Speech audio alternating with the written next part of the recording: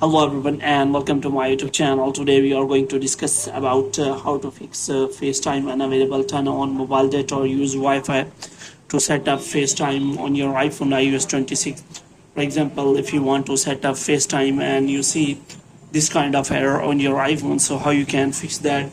For this, what you have to do, you have to simply watch this video completely.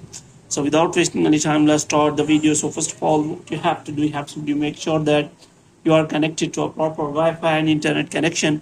And after that, what you have to do next is you have to simply go to settings, and here you have to go to general, and in general you have to scroll it down until you find the option of transfer or reset iPhone.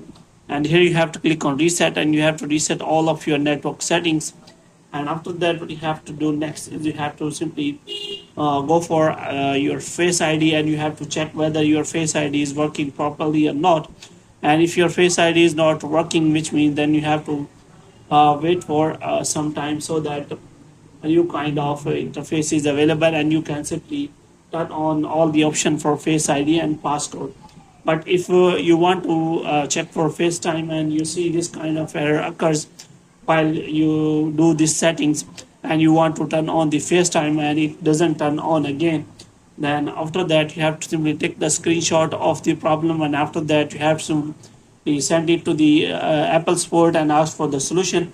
If the problem is still there, you can also ask the solution in Apple discussion forum, and after that you will get any solution in Apple discussion community. So hope you have liked this video. When you get more videos like these, you can subscribe our channel.